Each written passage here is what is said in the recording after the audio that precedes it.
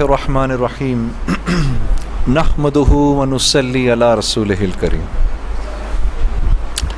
قابل احترام بھائیوں، دوستوں، بزرگوں، میری بہنوں، آپ سب کو السلام علیکم ورحمۃ اللہ وبرکاتہ۔ اور مجھے بے حد خوشی ہے آپ کے شہر آنے کی، اور میں سب سے پہلے اپنے پیارے بھائی، اپنے دوست مولانا عمران بشیر صاحب کا دل کی گہرائیوں سے شکریہ ادا کرتا ہوں کہ جنہوں نے مجھے موقع دیا میں آپ تک آؤں، پھر آپ تمام بہنوں اور بھائیوں کا کہ آپ لوگ آ گئے، اور آپ لوگوں کے آنے سے مجھے کتنی خوشی ہوئی ہے اور کتنی تسلی ہوئی ہے کہ میں آپ کو بیان نہیں کر سکتا۔ میں اللہ سے بس دعا ہے کہ اللہ پاک ہی آپ کو اس کا اجر عطا فرمائے اور اپنی شان کے مطابق عطا فرمائے۔ آپ مولوی عمران صاحب سے دینی اور اصلاحی بیانات سنتے ہی رہتے ہیں، پتہ نہیں کیوں میرے دل میں آتی ہے کہ آج میں آپ لوگوں کو اپنی کارگزاری سناؤں کہ اللہ نے موسیقی سے اس طرف لانے کا جو میرا انتظام کیا وہ کیسے کیا۔ آئیں آج آپ کو میں یہ سناتا ہوں۔ آپ یقین کریں گے کہ یہی دن تھے، بالکل جولائی کی شدید گرمیاں تھیں۔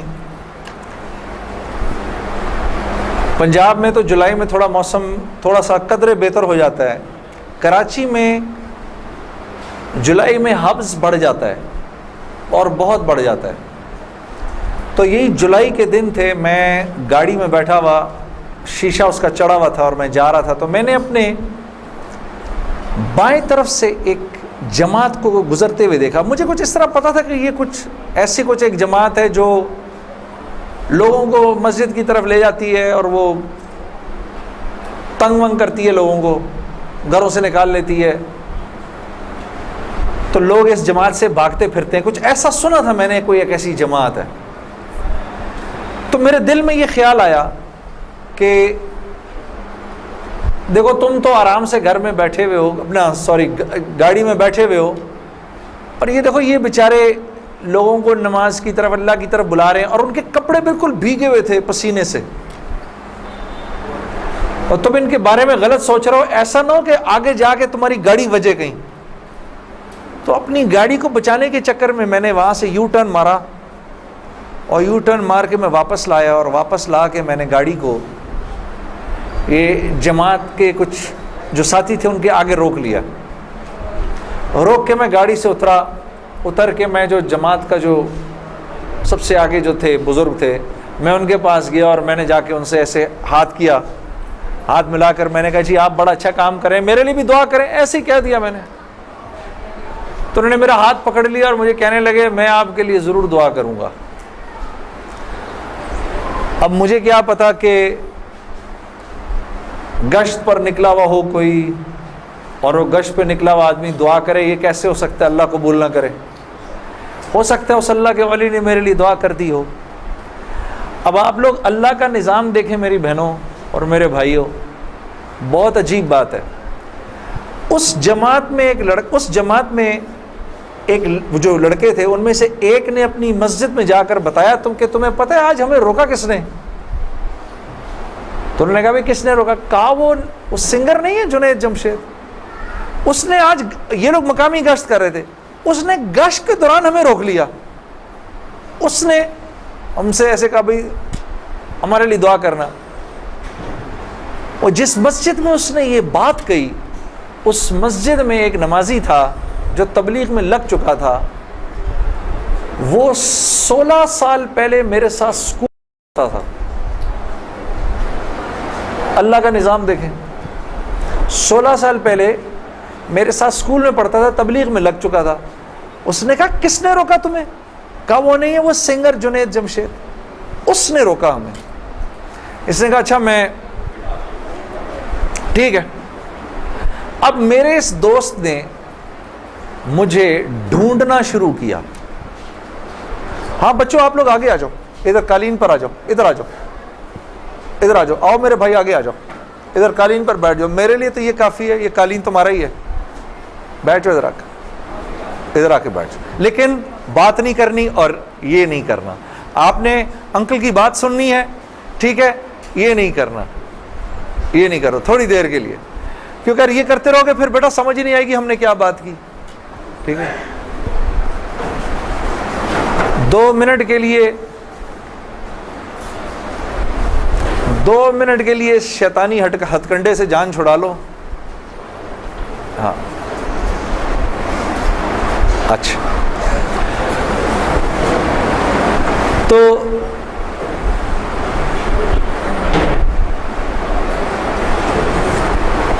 خیر میرے اس دوست نے مجھے ڈھونڈنا شروع کیا، اور اس واقعے کی کوئی تقریباً 1-1.5 مہینے بعد اس نے مجھے ڈھونڈ لیا. اور ایک دن جی میرے گھر فون آتا ہے، جنید. اب میں نے جب اس کا مجھے پہچانا، اس نے بولا جنید مجھے پہچانا. آپ یقین کریں گے میں 16 سال بعد اس کی آواز سن رہا تھا، میں پہچان گیا. میں نے کہا جنید بول رہے ہو؟ ہنسنے لگا. تو مجھے پہچان گیا؟ میں نے کہا میں بالکل پہچان گیا. تو اتنا تو شرارتی لڑکا تھا تو کلاس کے اندر. اور میں نے کہا کیونکہ ہم دونوں کے نام ایک تھے تو تیرے چکر میں بھی بدنام رہتا تھا. ہنسنے لگا. یار کمال ہے تو نے مجھے پہچان لیا. میں نے کہا ہاں میں نے پہچان لیا. میں نے تیرے سے ملنا ہے. میں نے کہا کیوں؟ کہتا ہے بس ایسے ہی، وجہ کوئی نہیں ہے. میں نے کہا یار اچھا ہماری زندگی ایسی تھی، شوبز کی زندگی تھی ہماری، کہ ہمارا دل ملنے کو نہیں کرتا تھا کسی سے. یعنی ہم نے مینیجر رکھے ہوتے تھے جو ہمیں صرف لوگوں سے دور رکھتے تھے. ان کا کام تھا لوگوں سے بات کرنا، لوگوں سے ڈیل کرنا. ہم تک کوئی نہ پہنچے بس. یہاں تک کہ آپ حیران ہوں گے اگر میں آپ کو بتاؤں، یہ بڑی ایک افسوسناک بات ہے کہ ہمارے اپنے گھر والوں کا ہماری زندگی میں رول کم ہوتا تھا، ان مینیجرز کا رول زیادہ ہوتا تھا. آپ نے گھر کب جانا ہے، بچوں سے کب ملنا ہے، یہ تک ان مینیجروں کے ہاتھ میں ہوتا تھا. تو اب کوئی مجھے فون کرے کہ میں نے تم سے ملنا ہے، یہ تھوڑی کہ میں فوراً مل لوں گا اس سے. اب پتہ نہیں اللہ جانے اس نے کیوں ملنا ہے، میرا وقت ضائع کرے گا کیا ہے. تو میں نے جنید غنی سے کہا کہ یار بغیر وجہ کے کیوں ملنا ہے تم نے، بس ایسے ہی. میں نے کہا انشاءاللہ دیکھو پھر چلو اللہ نے کبھی موقع دیا تو ملیں گے. کڑک میں نے فون بند کر دیا. ہمیں تو عادت تھی فون بند کرنے کی. اگلے دن پھر فون آ گیا اس کا. میں نے اب کیا کام ہے؟ کام کوئی نہیں، ملنا ہے. کیوں؟ یار کوئی وجہ نہیں، مل لیتے ہیں. میں نے کہا یار وقت نہیں ہے، فون پہ بات کر لو. نہیں فون پہ کام کوئی نہیں ہے. کڑک فون پر. ایک دفعہ ہوا، 2 دفعہ. اب اس کا میں ہیلو سنتا تھا، فون بند کر دیتا تھا. یہ سلسلہ 1-2 مہینے تک چلتا رہا، یہاں تک کہ جنید غنی کو میرے گھر کے نوکروں کے نام یاد ہو گئے، فون اٹھانے والوں کے نام یاد ہو گئے، سب کچھ یاد ہو گیا. اس کو سب پتا ہوتا تھا میں کب پاکستان میں ہوں، کب نہیں ہوں، کب کہاں ہوں، سب. ایک دن اس کا فون آیا تو جب میں نے فون رکھنے لگا، مجھ سے کہتا دیکھ میں تجھے اللہ کا واسطہ دیتا ہوں، میری 1 منٹ کی بات سن لے. میں نے بولا بولو. میں ابھی عمرہ کر کے آیا ہوں تو میں مدینے اور مکے کی کھجوریں اور زمزم اور یہ کچھ چیزیں لے کر آیا ہوں، یہ لے لے میرے سے، پھر اس کے بعد میں چلا جاؤں گا. کتنی دیر کے لیے آؤ گے تم؟ 5 منٹ کے لیے. میں نے کہا ہاں 5 منٹ. جنید غنی یاد رکھنا 5 منٹ. دوپہر کو مجھے یاد ہے 3:30 بجے ابھی تک پلاننگ ہوئی. جنید غنی صاحب آئے. اب میں نے جب جنید غنی کو دیکھا تو میرا تو دماغ ہی چکرا گیا.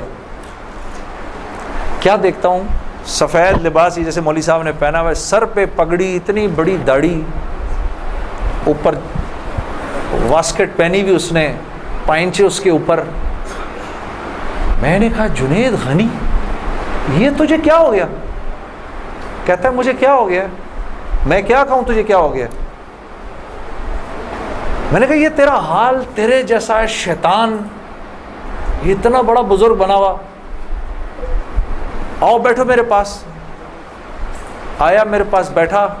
اس نے مجھے کھجوریں دیں، زمزم دی، جانماز دی، اور پورے 5 منٹ میں کہتا ہے میرے 5 منٹ پورے ہوئے، اب میں چلتا ہوں. میں نے کہا نہیں اب بیٹھ جاؤ. بیٹھ جاؤ, مجھے بتاؤ یہ سب کیا ہے. پھر مجھے کہنے لگا چل چھوڑ اس کو یار, اسکول کی بات کرتے ہیں. میں نے کہا اسکول چھوڑو, مجھے بتاؤ یہ کیا ہے, یہ کنہوں نے تمہارا حال کیا. یہ مجھ سے کہنے لگا مل لو ان سے. میں نے کہا ہاں میں نے ان سے ملنا ہے, میں نے ان سے ملنا ہے. آپ سوچو کوئی آدمی تبلیغ والوں کے چنگل میں پھنس جائے, ہاں, تو مجھ سے کہتا ہے کل سے ہمارا اجتماع شروع ہو رہا ہے, میرے ساتھ اجتماع پر چلو. میں نے کہا میں چلوں گا. تو میں کل تمہیں پک کرنے آؤں گا, صبح کے وقت پک کرنے آؤں گا. آپ یقین کرو 5 منٹ کے لیے آیا تھا, 3.5 گھنٹے میں نے بٹھا کے رکھا اس کو اپنے پاس.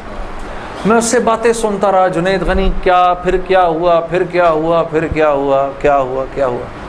آخر میں نے کہا میں تمہارے ساتھ اجتماع پر چلوں گا. خیر جی, میں تیار ہو گیا. میں نے اپنی نئی صاف ستھری جینز نکالی, اپنی میں نے ٹی شرٹ نکالی, لمبے لمبے میرے بال تھے, ہاں, میں تیار ہو گیا جس طرح میرا خیال تھا بہترین طریقے کا تیار ہونے کا. میں ہو گیا تیار. اب جب میں وہاں پہنچا, اترا, میں نے جا کے اجتماع دیکھا تو میں نے دیکھا کہ ہر آدمی شلوار قمیض میں, ہر آدمی کے سر پہ ٹوپی. تو میں نے جنید غنی سے کہا جنید غنی سن, یہ مجھے کوئی مار وار تو نہیں دے گا ادھر ہے, میرا کوئی قتل وتل تو نہیں ہو جائے گا میرا. کہتا نہیں ہم لوگ مارنے والی پارٹی نہیں, ہم لوگ کھلانے والی پارٹی ہیں.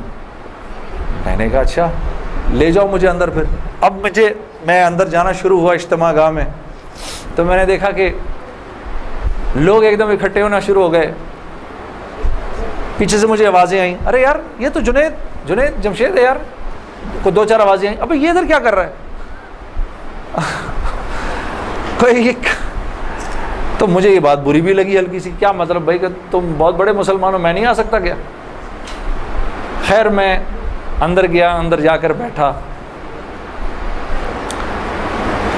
تو میں نے دیکھا ایک مجمع سب پہنچ گیا ملنے کے لیے, دیکھنے کے لیے. جو بھی جنید غنی نے مجھے بٹھایا, تم ادھر ہی بیٹھو یہیں پر, اور میں ابھی ایک صاحب کو لے کر آتا ہوں. خیر یہ مجھے بٹھا کر چلا گیا. اتنی دیر میں ایک نوجوان لڑکا, یہ جیسے بھائی لوگ بیٹھے ہیں اپنے, 18-19 سال کا, یہاں سے بیچ میں سے راستہ توڑ کے میرے پاس آ گیا.